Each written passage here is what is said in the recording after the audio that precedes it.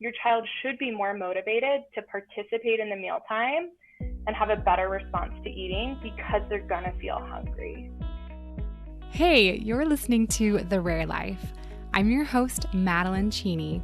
I'm so excited to share with you a conversation with Kimball's feeding therapist, Kimberly Hirte.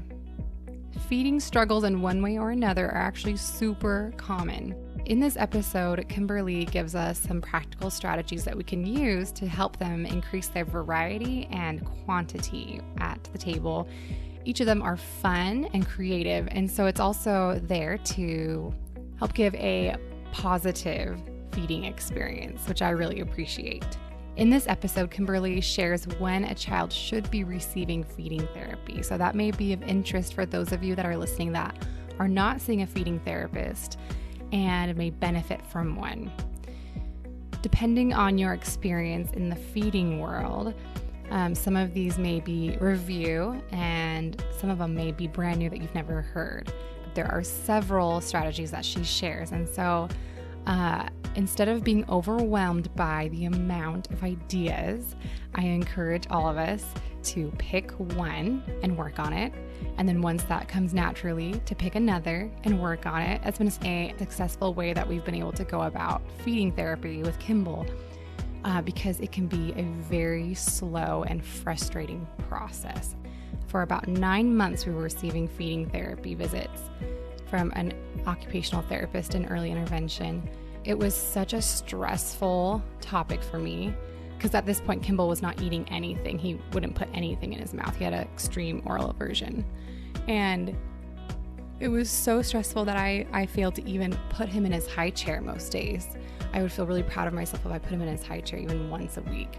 And so finally, after months and months of just this really stressful thing that we were seeing very, very little progress in, his feeding therapist was like, do you even want him to eat food? Because if you're okay with him just drinking milk the rest of his life, we're done here. Like, you need to start doing the things I'm telling you to.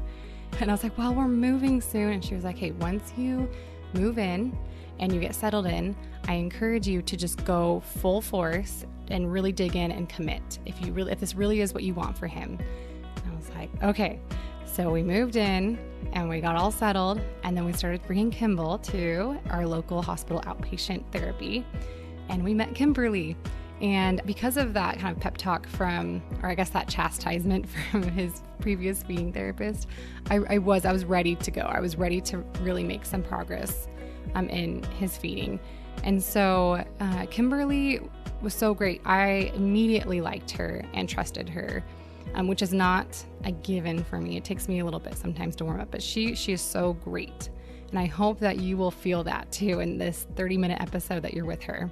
She has her master's in speech language pathology, and she specializes in pediatric feeding and swallowing disorders.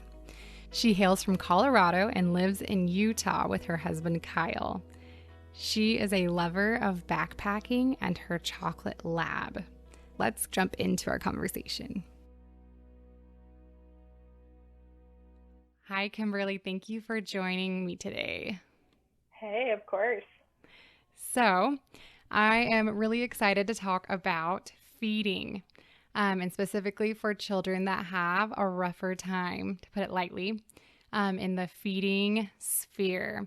And so what would you say as kind of an intro for parents or educators that may be listening right now and also struggle with feeding with their child like I do with my son? Yeah, it's really common for families to have difficulties getting their child to eat, whether it's eating anything by mouth, eating an increased variety, even just participating in meal times, being interested in coming to the table. All of that is really common. I think it's more common than people realize.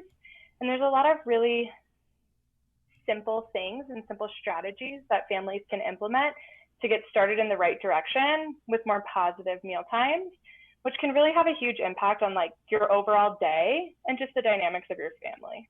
Yeah. Because I think feeding is such, you have to eat so frequently, whether you're being tube fed or on, eating at the table with the family.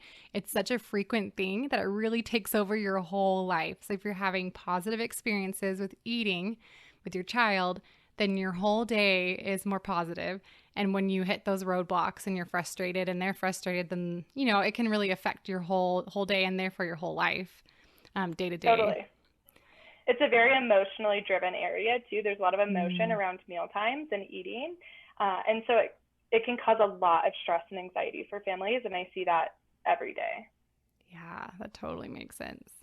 So let's dive right into it. What would be, I love that we're going to talk a lot about today, some practical strategies that families can implement. And I will add, if you're seeing a feeding therapist in one form or another for your child already, a lot of these might sound familiar, or even just things you've heard, principles that are maybe more well known. But this can be one more little, like motivation to really try to implement some of these practical strategies. So what would you say to a family that is struggling with eating? What are some strategies we can implement?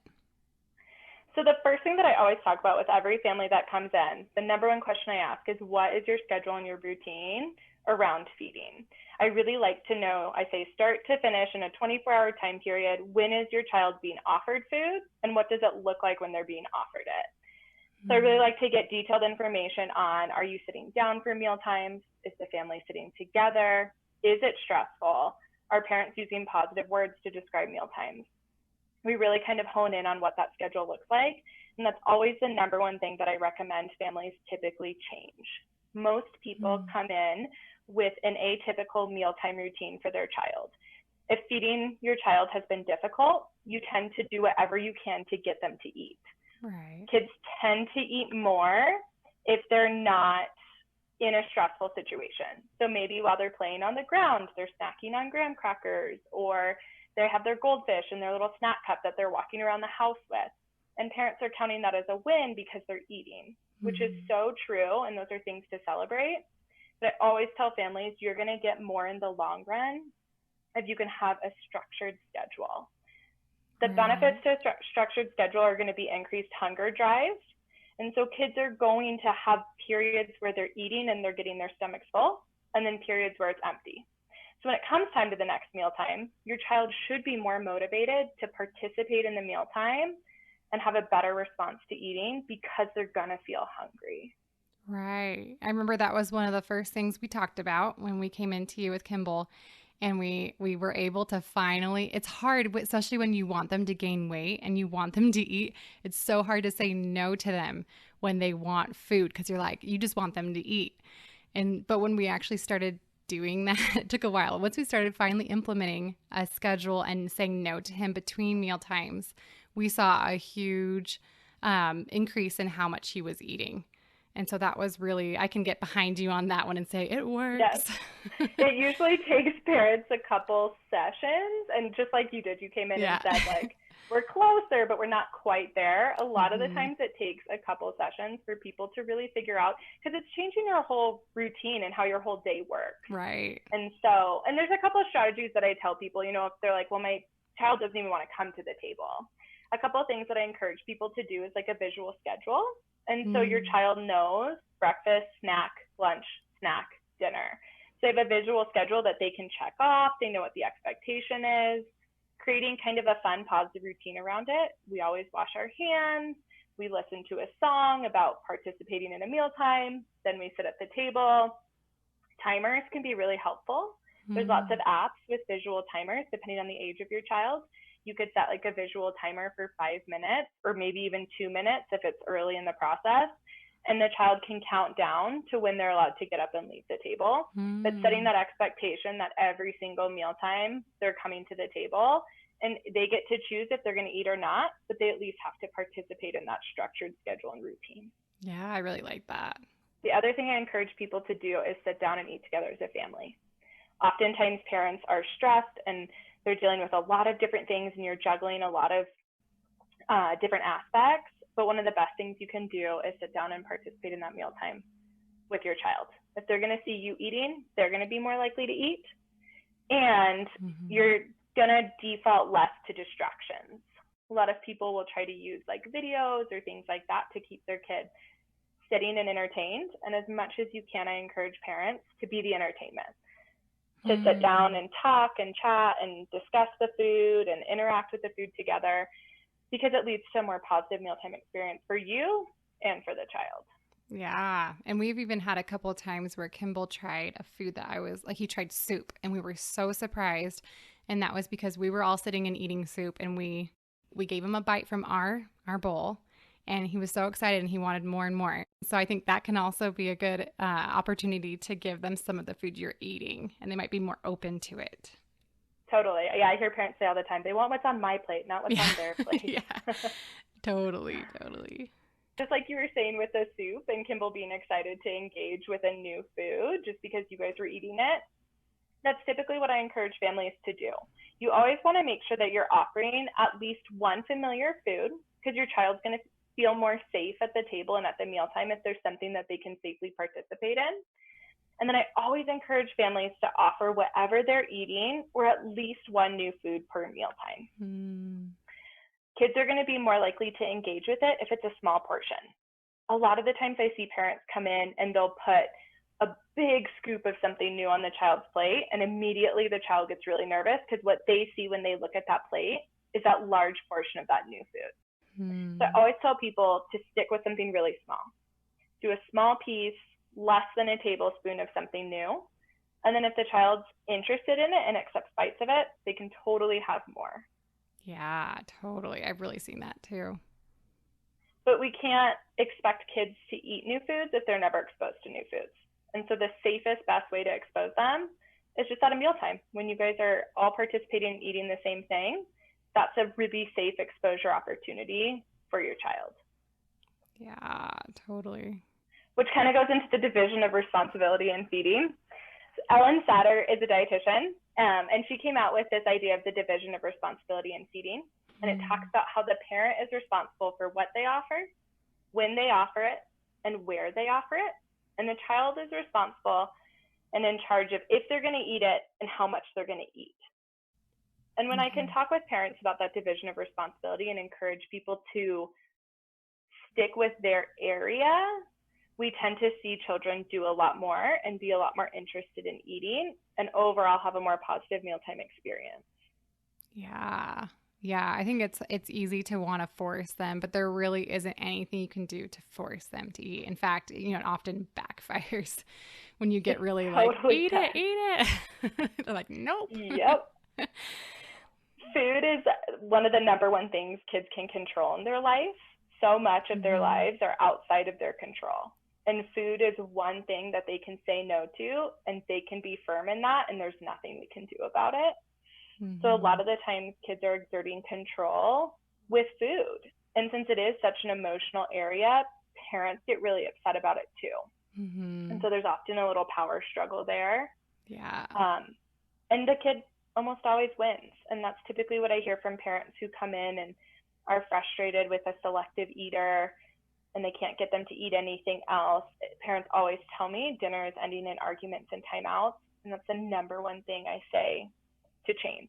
The child is in charge of what they eat, whether or not they eat it. And we don't want to provide a punishment for that. We really want to keep our language and the experience very positive. Yeah. And I think that kind of goes back too to having a schedule eating time, because that's such a natural consequence that happens. It's like, okay, but if you don't eat it, then we're done. And then once you get out of your high chair, we're not getting you back in, which I sometimes when, Kimball refuses food that we give him, and then he's like, oh, all done. And I'm like, and I always know. And I'm like, he did not eat enough. And I'm like, oh man, here we go. Cause the next 2 hours until the next eating time is going to be him crying in his high chair, wanting to eat. And it's hard not to give in. But I feel like that's a natural consequence that can just happen instead of having to do, timeouts or getting really frustrated, just to let that kind of be the teacher. Totally. And when there isn't that back and forth argument, a lot of the times it's not as big of a deal to kids. And they just go, oh, I guess this is my routine. I get to eat when I'm offered, and that's all I get. And it stops being such a big deal, but it feels like a really big deal the first couple weeks. Yeah. It gets a lot easier once it's part of your day-to-day life of like, this is just what we do. It really takes a lot of the thought out of it, and you can just stick to your habits that you've created. But that is a really hard, I remember you telling us that, like it'll take a couple weeks before you see results. And so that was helpful to know so we could stick to it and try to be consistent and just kind of get through those weeks. And we still have battles now, but it's more of a, like, this is just how we do things and you don't have to think about it as much.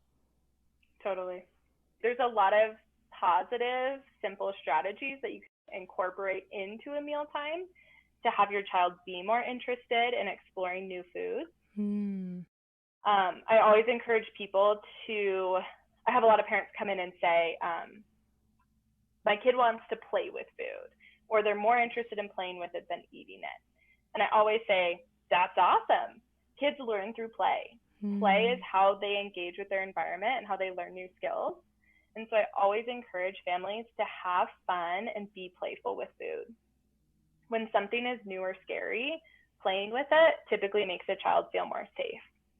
And so that's one of the first steps that you can do with new foods. If you're getting some pushback from your child or they're not interested in eating by mouth at all, food play is an awesome strategy to get them more engaged in interacting with food. You can take your grapes and pretend that it's a soccer ball and flick it between your fingers and score goals. You can make a car out of a carrot stick. There's so many different silly, random, fun things you can do with your food that's going to take the pressure off of eating it and put more importance on just experiencing the food. The more times a child experiences a food, the more likely they're going to be to eat it. Yeah, totally. We've seen that a lot too. It's really helpful. Yeah, we call it the steps to eating.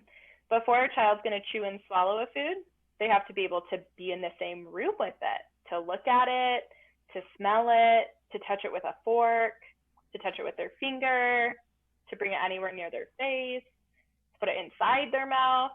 Some kids, once it's inside, they want it right back out. Yeah. So there's lots of tiny, tiny, tiny little steps that you can take that's going to get you closer to chewing and swallowing foods. That's going to feel really positive and fun to your child. Yeah, I think it's important too to like recognize that because that might happen naturally. Maybe you play with food with your child without really knowing that it's like a strategy to help them eat. But I think it's important too to realize that it's a strategy and that it's helping, because then you can be like, I did something today and we are a step closer. Because I think a lot of times, in our case at least, I think in a lot of people's, feeding is such a slow process, like before they will accept a food and actually regularly eat it. And so I think like the other day I was feeling so discouraged about feeding, and I was like, okay, I'm just going to play with these little watermelon pieces that we gave Kimball, and he wasn't touching, he wasn't interested at all. So I dipped it in his yogurt because he likes yogurt, and we used that as like a little dipping stick so he could eat it with the watermelon. And finally he was okay with doing that. And I was able to really recognize that was a moment of success, even though I would have rather him eaten the whole thing. And I get impatient, like, just eat the watermelon. But I think it's nice to be like, I made progress today and he made progress today, and we can be happy about that and, really accept those as triumphs, because it is often a long battle before they will, I shouldn't say battle. An uphill climb for sure. Yeah. And so I think it's nice to be able to relish in those little triumphs. Yeah, I really try to encourage parents to shift their mindset with feeding. A lot of the times it is, well, my child didn't eat anything new, but then when I get down to, well, what were they exposed to? What were they interested in? Was there any timeouts that followed meal times? And when parents start to say, oh no, that is getting better, I really like to have parents shift their mindset to really recognizing those small successes, not as much focus on that end goal of just eating a new food. Yeah, totally. And that's a lot of kids kind of along the same idea of play. A lot of kids really like novelty. And that's something parents, we don't often think of as adults, because when we eat dinner, we typically use the same plate, the same fork, we plate foods the same way. And that's just our routine. We're creatures of habit, so we do the same thing pretty consistently. Toddlers love experiencing novelty with meal times. It's something different. It piques their attention. It gets them interested in whatever's happening. So using things like toothpicks Or taking the watermelon and using it, like you said, as a spoon or as a dipper. That's a novelty strategy. That's something new and different that sometimes gets kids excited. Cookie cutters or vegetable cutters. If a little kid is obsessed with cars, you could get a car cookie cutter and you could cut a peanut butter sandwich into the shape of a car. And that child's going to be more likely to interact with and be excited about that food if you're using a novelty strategy. Yeah. Using different utensils, serving food on like a variety of plates or in muffin tins. Really, it can be anything. You can walk around your kitchen and find something different, and your child will probably be excited and more interested in experiencing a food if it's presented in a different way. Yeah. You know, as you're talking, I'm like, that is a takeaway I can take from this episode. I'm going to try out to work on the novelty because I think it's just so easy just to be like, here's your plate. We're going to do it the exact same way every time. But I love that. That sounds so fun. And we can involve Wendy in figuring out what would be a fun way to present food. And I'm sure she would love that. So maybe, I don't know. I think maybe older siblings would be a good resource in that, like thinking of creative ways to present food. Yeah, and they can be a really good model. You know, they can show how they're going to eat their soup out of a ladle instead of a regular spoon, and that's going to get the other child probably more excited about it too. Yeah. Oh, I'm excited about that one. I think you've told us this before. These are things I've heard before, but I'm like, that's when I'm excited to try out.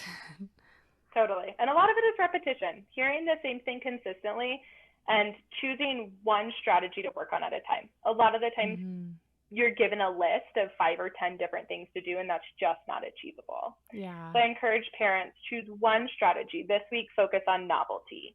Focus on toothpicks and different bowls.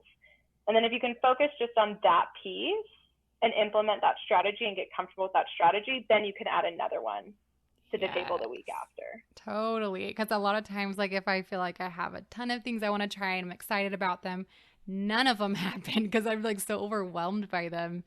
So I really appreciate that tactic of just choosing one and then go for it and try to be really consistent. And then once you get that, then you can add other things and it's not as overwhelming because the other ones are habits. Yeah, exactly. Another strategy that I really like that you kind of mentioned with the yogurt watermelon combination, we call it like food chaining or like food stretching. So the idea behind that is you're going to take a food that your child really likes. For example, if it's chicken nuggets, you're going to take chicken nuggets and you're going to look at all of the different ways you can change or modify chicken nuggets. So for your child, if they really like the dinosaur chicken nugget, if you purchase a regular round chicken nugget, that is going to feel like an entirely new food. To us, as adults, we're like, it's the same thing. It's just a different shape. But to your child, that different shape means it's a whole new food. So that can be a really safe, comfortable way to make some small changes and get some increased variety. So you could do like round chicken nuggets.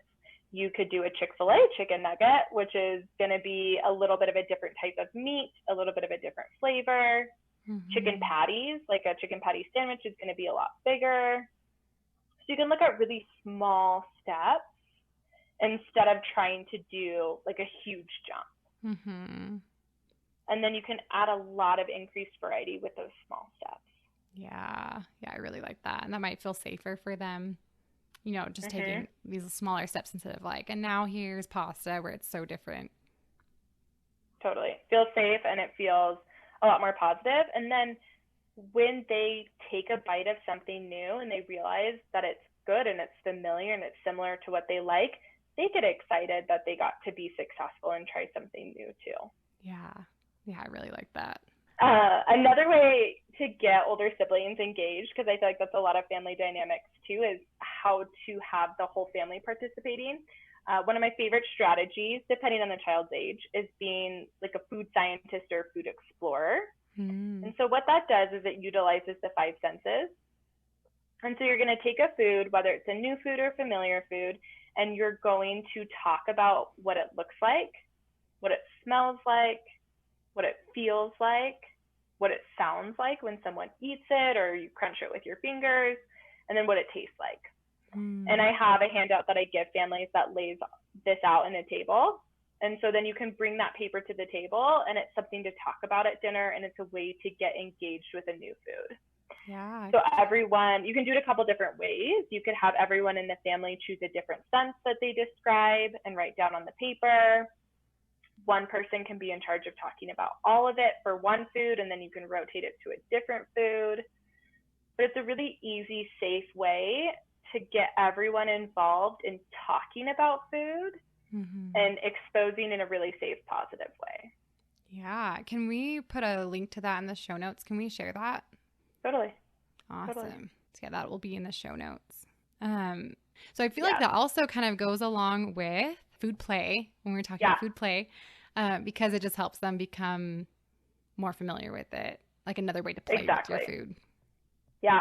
And it gives kids language to use around food rather than just that's yucky or that's yummy, which is what I hear a lot. Yeah. And especially if a kid's a selective eater, majority of the things that we talk about is yuck, that's gross, I don't like that. Or parents say, what do you think of that food? It's almost always a negative word that they use to describe it. And so being a food scientist helps to give caregivers and the child different language to use to describe food.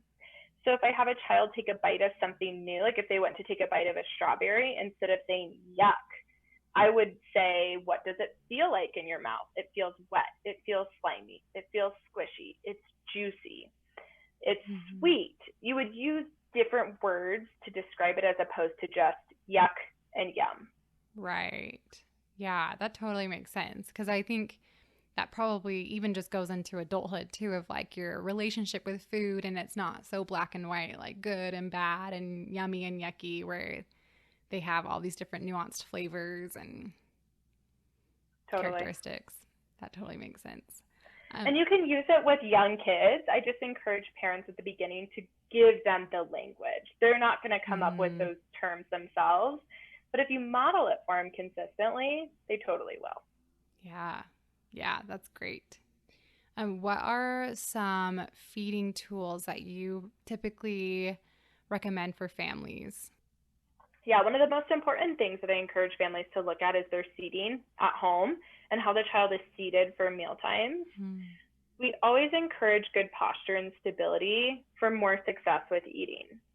If your body is floppy or you're leaned over to the side, you're going to be less engaged in what you're doing, and you're going to have a lot harder of a time chewing and managing that food, especially if there's any sort of mobility difficulties or delayed gross motor skills, fine motor skills. Everything we can do to make sure that child is in a nice upright position is going to increase success at mealtime. So I typically tell people, make sure that the hips and the knees are at 90-degree angles, and try and provide some sort of foot rest.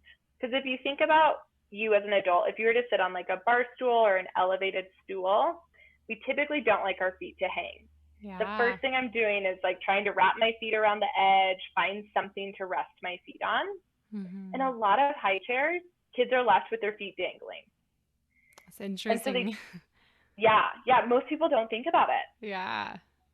So you don't have that stability that resting your feet on something can give you, which is going to increase your child's engagement at mealtimes. I've had parents say that just switching to a different chair made a huge difference in their attention and interest in participating at mealtime. That's amazing. That's awesome. Yeah, and typically, there's a lot of awesome fancy chairs out there that if a family can swing it, it's worth it, or you can find it on like Craigslist or used Facebook Marketplace, things like that. A lot of people are selling their old high chairs, but you can also just look at what you have and create something from that. You can put a stool under your kid's chair. You can add something to the legs of it. There's a lot you can do to modify what you currently have as well. Yeah, I love that. Another one, I always encourage people to look at the utensils that they're offering too, because sometimes we're offering forks or spoons that aren't necessarily developmentally appropriate, and it's going to make it a lot harder for your child to be successful with feeding and self-feeding. So looking for utensils that are going to be short and have a wider handle are going to make it a lot easier for your kid to hold on to it, maintain a grip, and be able to successfully bring it to their mouth. There's a lot out there on Amazon or at Walmart, Target, your local grocery store they all should have some sort of shorter handle, wider grip utensil that's going to make it a lot easier for your child to self-feed. Yeah, we noticed a huge increase in Kimball's self-feeding when we switched. We had these like long handled baby spoons, but we switched over to a short, nubby handled spoon, and that made a huge difference, even just that switch right there. So that was really exciting. Yeah. And with utensils comes messiness, and I always encourage families to let their child be messy. It is part of learning to eat, and it's part of learning how to manage a variety of food textures is to get messy. And it's something that parents just have to become comfortable with. Yeah. Yep. That's a hard one. It is hard, but it's important. Yeah. With cups, the best thing that we recommend as speech therapists and feeding therapists is to look for like an open cup or a straw cup. Sippy cups are everywhere when you walk down baby supply aisles. And sippy cups are actually not typically supported by feeding therapists. They create, they're not great for oral motor development. And so the pattern that they facilitate is opposite of what we want kids to develop for chewing and mature oral motor skills. And they also start to impact dentition. I kind of call them a glorified bottle, and we typically try to move away from that. So the same thing is true with sippy cups. They're convenient, but they're not the best option. And nowadays, there's so many straw cups and straw water bottles that are no spill. So I really encourage families to look into straw options and start early with teaching your child how to drink from an open cup. Yeah, and we really liked that straw trainer. What is that even called? It's like the little honey bear. Yep, I call it the honey bear straw trainer. Okay, yeah, we really liked that because he would put his mouth on the straw and we'd kind of squeeze and then the water would go up, so he probably thought he was getting it out himself. But then sure enough, after a couple weeks of that, he was able to just drink it without us helping him. And that was awesome. Yep, it's so great for teaching how to drink from a straw. And then once they've mastered that, I tell parents they can move on to any straw cup. But a lot of kids really love their honey bear, and they prefer just to keep their honey bear. Yep. That's where Gimbals right It's lightweight. It's easy to move around. The straw is flexible. Yeah, the honey bear, I call it my miracle cup. I give it to almost every single family, and every kid is successful with it. That's awesome. Yeah, everyone always makes a comment like, is that a honey container? Because they always think I'm so clever for having thought of that, because they assume that I like cleaned out the honey container and then gave it to him. And I'm like, no, we got it from our feeding therapist, but you know. Yeah. There are so many different utensils and cups and all different kinds of things that a feeding therapist, if you are struggling with figuring out a utensil that can work for your child or a cup that can work for your child, a feeding therapist has access to lots of different feeding tools that they can use to help support you in that process. Sometimes it's overwhelming to look on Amazon. Like if you just search cups or kids utensils, it's overwhelming to know what to choose. Yeah. So looking to your feeding therapist for ideas can be helpful too. And I like that you offered some guidelines where we can, okay, I want a short nubby handle and then sort through them that way. Or I want a straw, not a sippy cup, and kind of these guidelines to kind of use to be able to find tools that will be more of a successful experience for our child. Totally. So for people listening that are not seeing a feeding therapist or any form of a feeding therapist and have a child who struggles with eating in one way or another, how would you recommend them going about knowing if their child needs to see a feeding therapist, and then what the first steps would be to get into a feeding therapist? So typically my rule of thumb with that is if mealtimes are stressful and you're concerned about it, you could probably benefit from the support of a feeding therapist. We always talk about how we would rather see kids sooner rather than later and be able to help support families early in the process than when we're older and kind of deep into our behaviors and routines and patterns.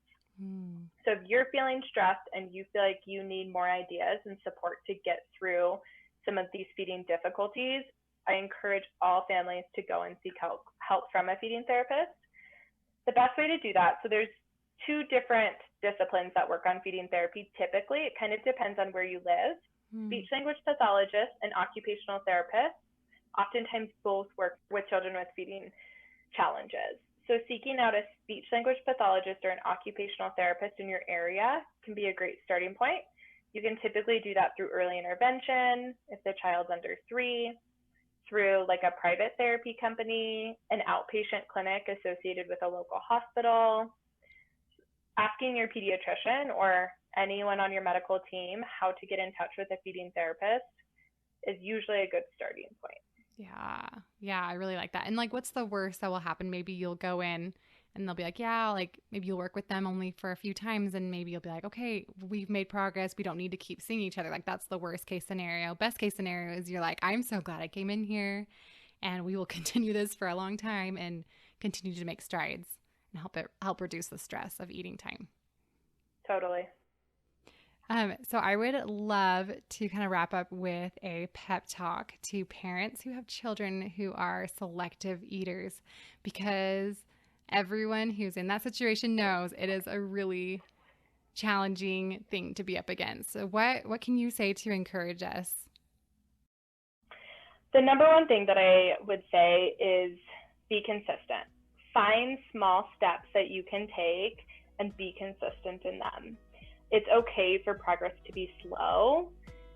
As therapists, we talk all the time about how progress is slow, but as long as we're taking steps in the right direction, that's something to celebrate. So change your mindset. Focus on being consistent with small changes, and you're going to see that progress. Yeah, I really like that. Well, thank you so much, Kimberly, for joining us today and for teaching us. You're awesome. Yes, it was my pleasure. Links to a few feeding tools that we've really liked for Kimball that also fit Kimberly's criteria can be found in the show notes, as well as the Food Scientist printout. You can like my Facebook page, The Rare Life Podcast, to know about episodes as they are released. And I would like to give a big thank you to all that shared their takeaways from season 1. Those have been so fun to read through. Next week's episode is season 1's finale, where I will read some of my favorite takeaways and respond. See you then.